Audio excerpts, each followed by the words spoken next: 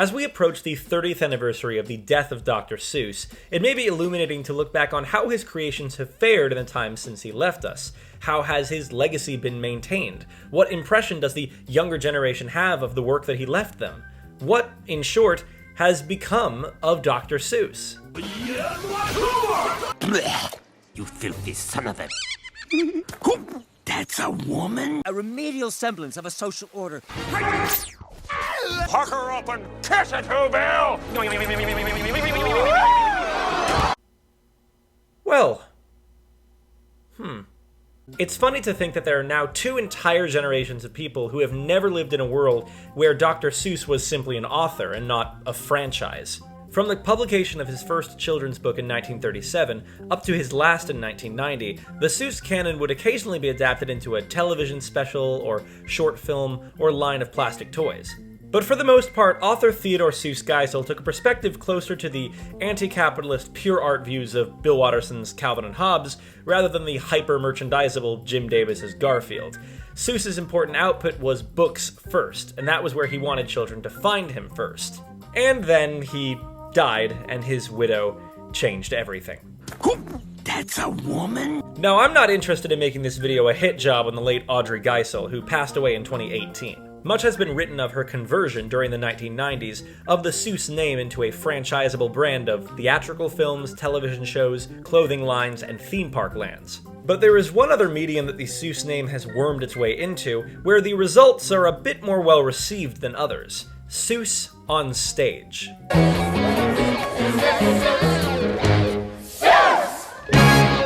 Dr. Seuss only allowed one play adaptation of his works during his lifetime, The 500 Hats of Bartholomew Cubbins, which premiered at the Children's Theatre Company of Minneapolis in 1979. The play has since been revived 7 times, most recently in 2010, and they remain the only company with the rights to perform it. But since his death, the number of plays and musicals based on Seuss has grown to 7.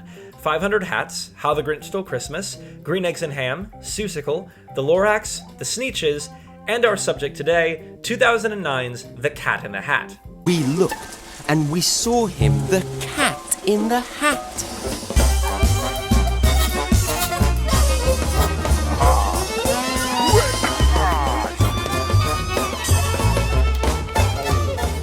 For those of you who didn't grow up reading it, The Cat in the Hat was Dr. Seuss's first major success as a children's book author, published in 1957 with intent to replace the dry, fun with Dick and Jane primers that children would learn to read from. The story concerns an unnamed narrator and his sister, Sally, who are left home on a rainy day with only their fish for company.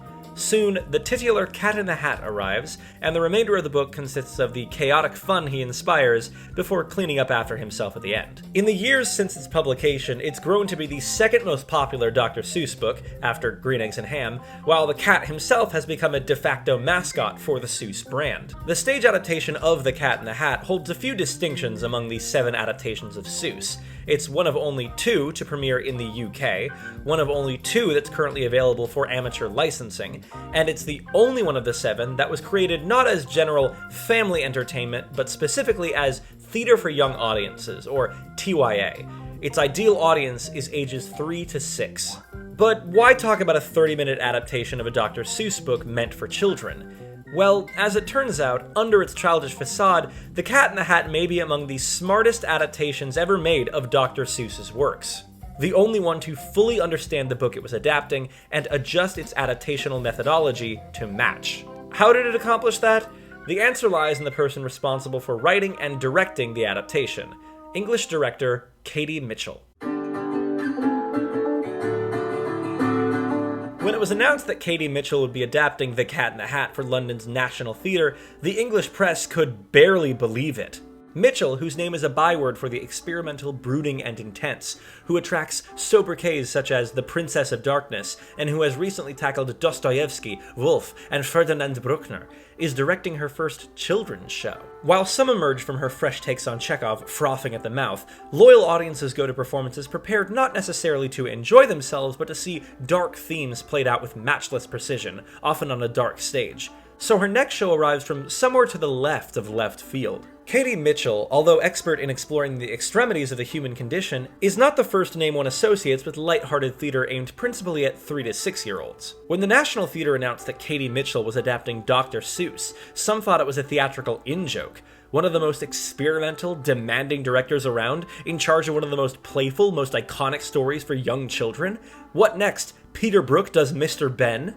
So, we may need a bit of context. Katie Mitchell is an English stage director who, by 2009, had gained a reputation as a truly auteur director, too European for some British tastes, according to Dan Ribellato. In particular, Mitchell was known for taking the varnish off of classic literature and plays, by staging them with her own acerbic vision and style. In the span of just 3 years, from 2004 to 2006, she had incensed audiences at the National Theatre with an Iraq War set Iphigenia and Aulis, a radical rewrite of Strindberg's A Dream Play with Carol Churchill, a multimedia staging of Virginia Woolf's conceptual novel The Waves, and a deeply unromantic production of Chekhov's The Seagull. Part of this interest in a more, let's say, European style of work comes from Mitchell's education. Following an early stint as an assistant director at the Royal Shakespeare Company, Mitchell spent 5 months in 1989 on a scholarship in Eastern Europe, studying theater practices in Russia, Georgia, Lithuania, and Poland. Upon returning, she founded the company Classics on a Shoestring, which made headlines and won awards for staging innovative productions of difficult plays, building a reputation for ensemble-based, kinetic work. In a 2013 analysis of how Mitchell has adapted Russian ideals of ensemble building, Maria Shevtsova writes, "She is interested above all in behavior. Although she draws, in rehearsals, on Stanislavski's idea of effective memory, she is interested less in the effective aspects of the tasks the actors carry out, thus less interested in the interior life of the characters, and more in the visibility of the mechanics of their bodies.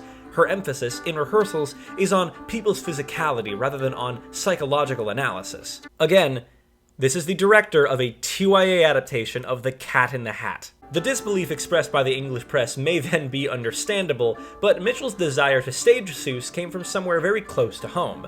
Her daughter, who was 4 years old at the time that Cat in the Hat was announced. In an interview prior to opening, Mitchell explained that the mature nature of her work had made it impossible to discuss her job with her child. Quote, "I try to involve her in what I am doing, as all working mothers do, so I wanted to do something for her. However we dress it up, the impulse to do this show is just an act of love from me to my child, and through her, for other children." So, when Mitchell was approached by artistic director of the National Theatre Nicholas Heitner about creating a show for children who were learning to read, Mitchell knew exactly what to pick. So, when given the go-ahead to create a TYA piece, why choose The Cat in the Hat as your source material? According to Mitchell, "We looked at a lot of lovely books, but finally we went for the simplicity of the narrative and the situation. A lot of children's books for this age are animal books, and here the faces aren't entirely animal, they're half human, half animal, which meant that we could get very close to it without having to use masks, which I was really keen to avoid. And I think that the language is very beautifully poetic and rhythmic. It's like Beckett. Imagine if Beckett had drawn, as well as writing the stage directions and the text. But Beckett or not, the question still remained. How do you turn this 60-page book, which takes around 10 minutes to read at a leisurely pace, into a 30-minute stage play? What do you lock onto as the core of your adaptation? Mitchell summarized her approach thusly. The Cat in the Hat was very much an adaptation, but the focus of our work was on creating the cartoon-like pictures and not changing the text. The book was a classic picture book written for very young children who cannot read. Their experience of the book would be a visual one, with parents reading as the soundtrack.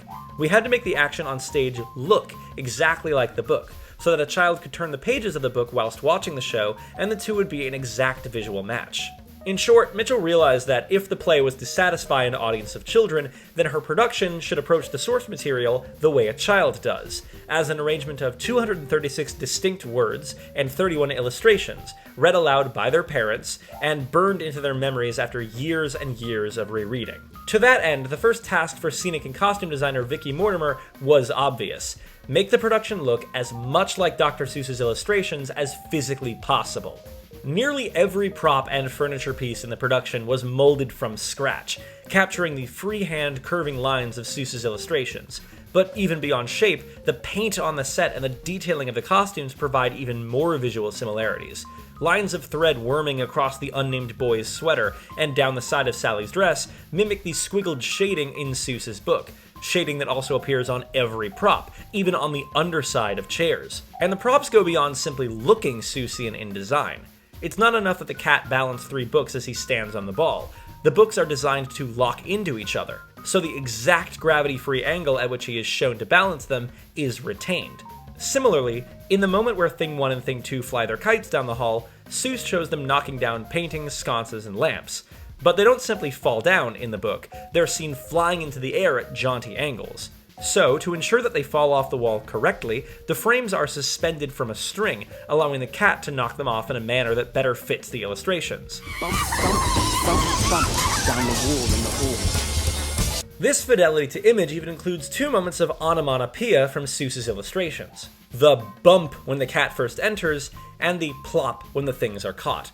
Both words, rendered as an exact mirror to their printed counterparts, fall from the ceiling on bungee drops to ensure that the illustrations are followed, pardon the pun, to the letter. Even the base set, an empty expanse of white floor and blue cyc, functions as a blank canvas upon which all of Seuss's different scenes can be constructed exactly. Seuss shifts perspectives between pages, drawing the front door of a house on the right on one page and the left on another. The open design of Mortimer's set means that the scenic elements can similarly shift, the freestanding door rolling across the space so the cat's entrance and exit can, appropriately, adjust to match the illustrations. And this is before we get into the actors in the production. The show's narrative arc is defined by adherence to the poses in each illustration, and as you watch through the show, you can see that out of Seuss's 31 illustrations, there are 24 that are replicated almost exactly in Mitchell's blocking. Only one is cut outright, a brief moment when the fish jumps out of his teapot, but every other moment in the play is shaped by the goal of replicating Seuss's illustrations. But naturally, the play is more than just tableaus. In fact, discussing how Mitchell utilizes movement is key to recognizing how this production is able to add 20 minutes to the runtime of the book, and still remain so close to its source material.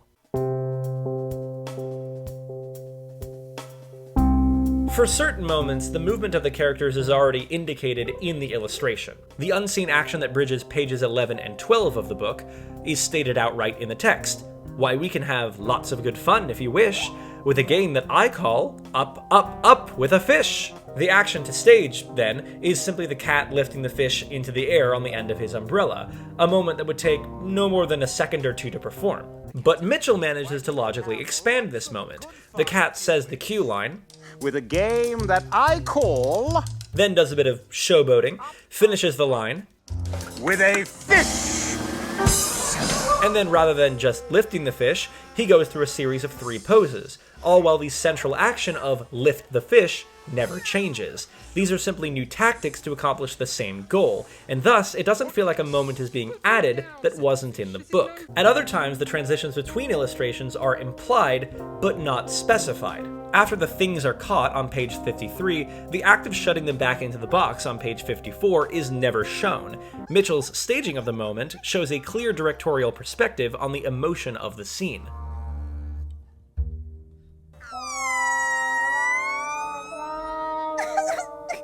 Then he shut up the things in the box with the hook. And yet, as before, the implication of the moment in the original book means that even if this emotional beat is added, its plot utility is still rooted in actions implied by the source material. Despite the additions, it doesn't feel like a departure from the book. The show is filled with this sort of implied movement, building off the suggestions of the book. Dr. Seuss provides no explanation for how the cat, while balanced on the ball, acquires more and more items, from 4 to 8 to 12.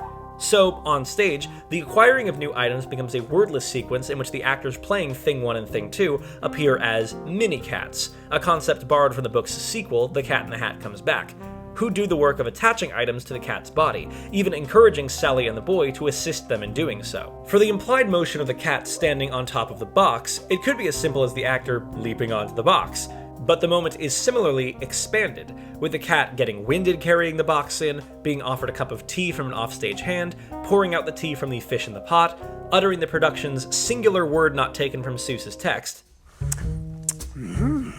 Fishy. and then executing an extended process of getting up onto the box before the next illustration is recreated. What?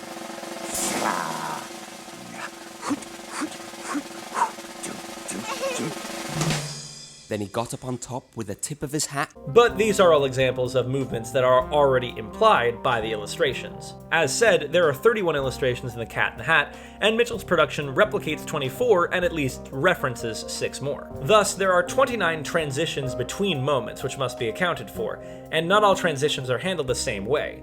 While some are linked with a stated or implied action, there are 5 cases in which the page turn is marked by either an unclear action or no action at all. Most notably, the first comes at the beginning.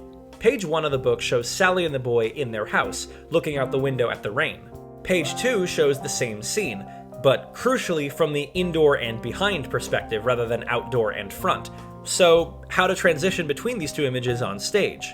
Here, and only in these situations, does Mitchell add stage business not suggested by the book. In a wordless movement sequence, Sally and the boy recognize something amiss outdoors and run out into the rain.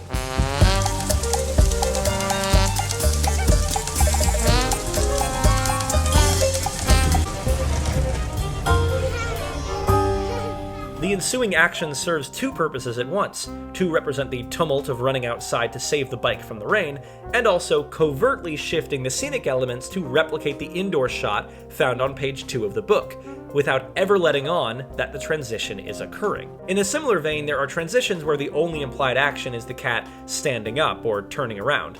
These are expanded into pantomime sequences, in which the cat plays various sports, rides around the stage on a motorbike, and plays an umbrella and a tennis racket like instruments.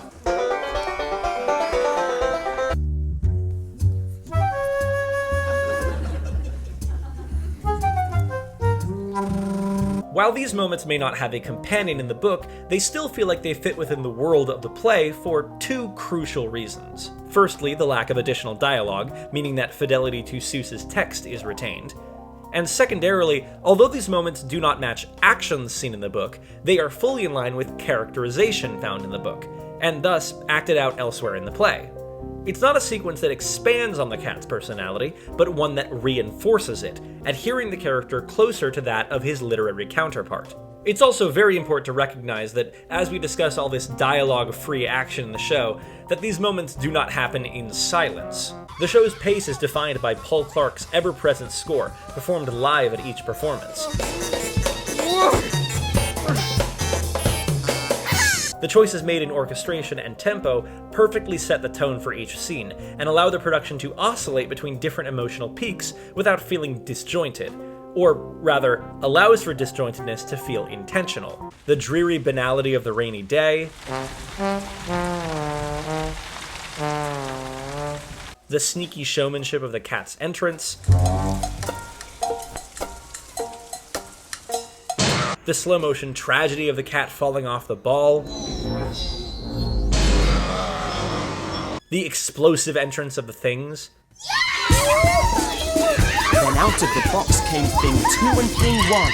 Even the kite flying sequence via the score is given more dimension than just 4.5 minutes of allegro. The sequence is punctuated with interruptions of slow motion,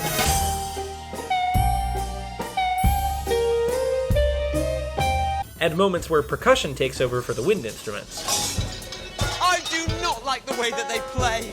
Even as the choreography of the scene often repeats similar motions, there's a lot of running back and forth. Fluctuation in the texture and tempo of the score prevent the sequence from ever feeling stale. All of these elements taken together provide an explanation for how this production is able to run 3 times as long as it takes to read the book, but never feels like it's being padded out for length. The answer, put simply, is that even when moments are extended or added in the story, they're always in service of action and movement that ties back directly to Dr. Seuss's original illustrations.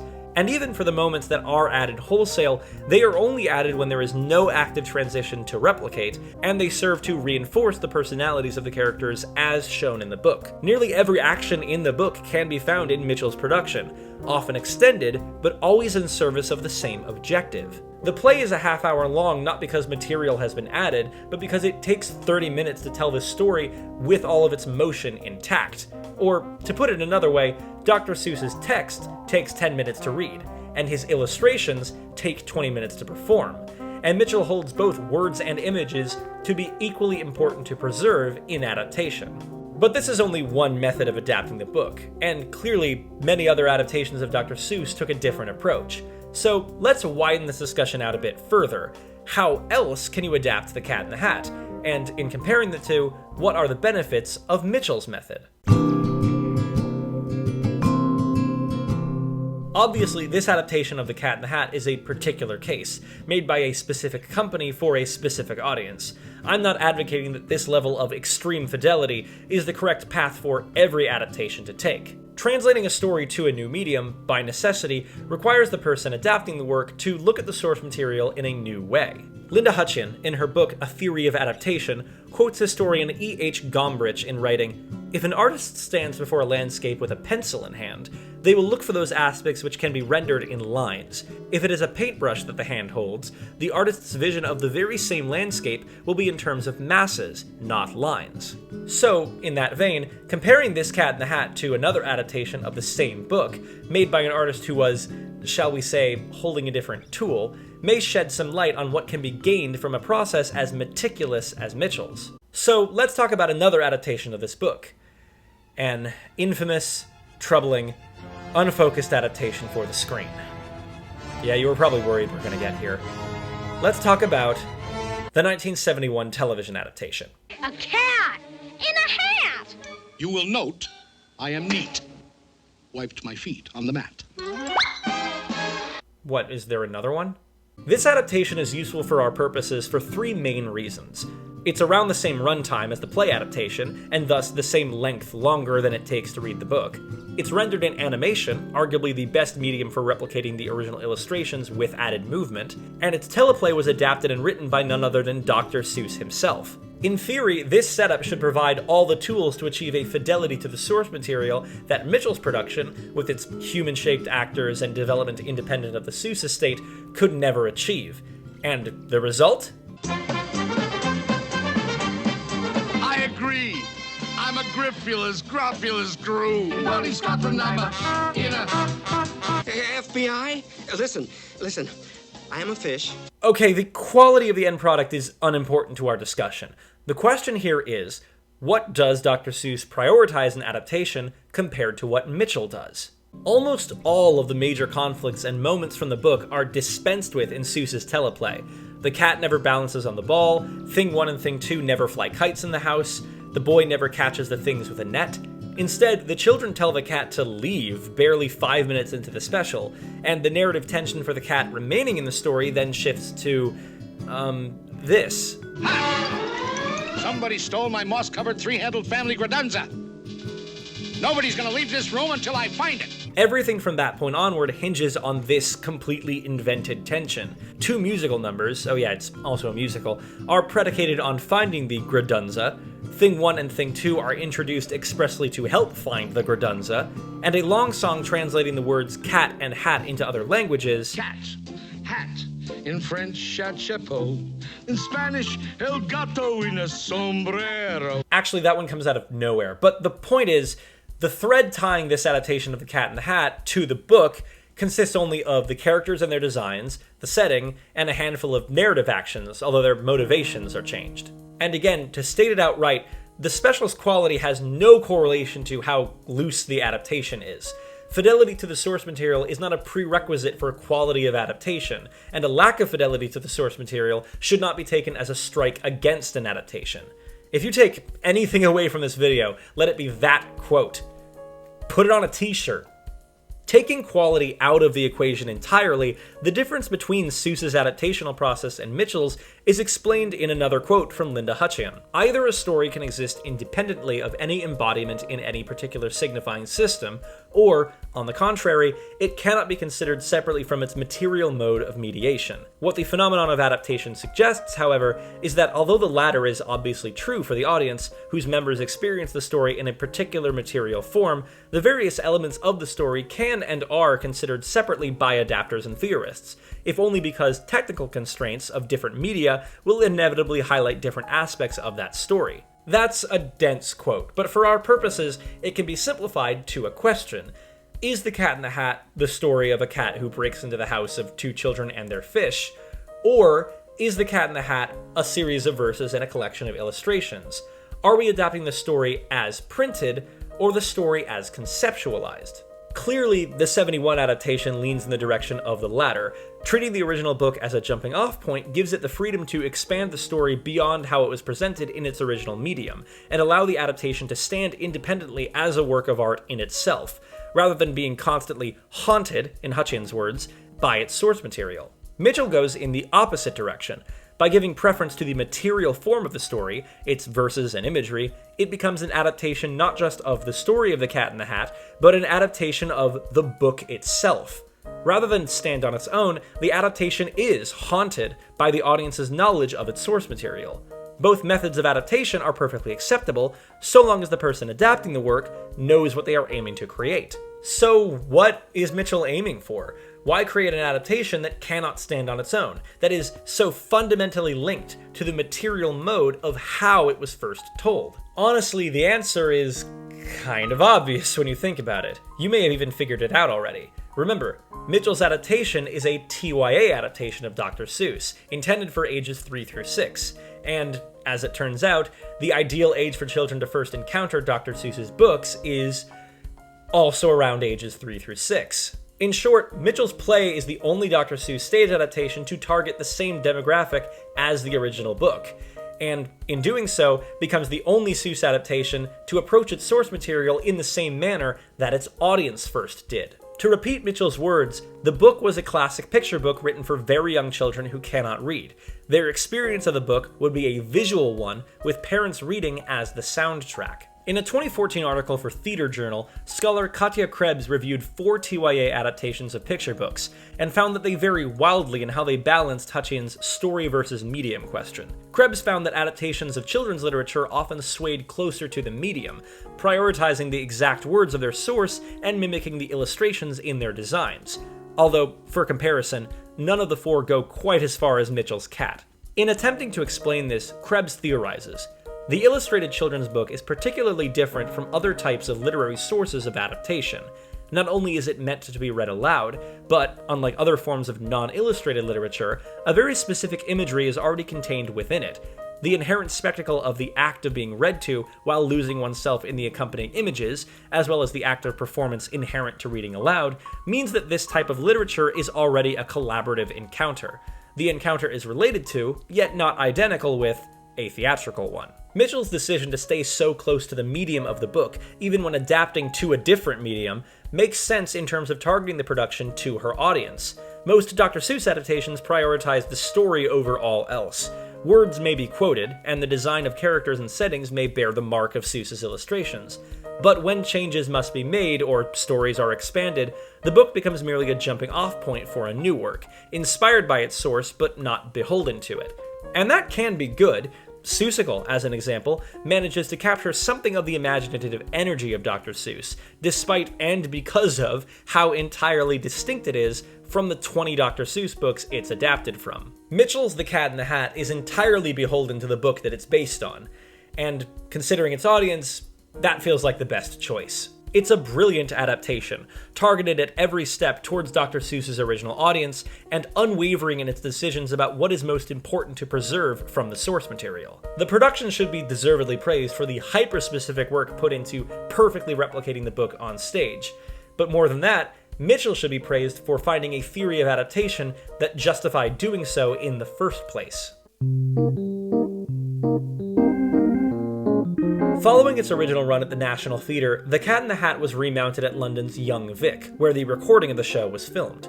After that, the scenic and costume pieces were shipped wholesale across the pond for the 2012 US premiere at, where else, Children's Theatre Company of Minneapolis.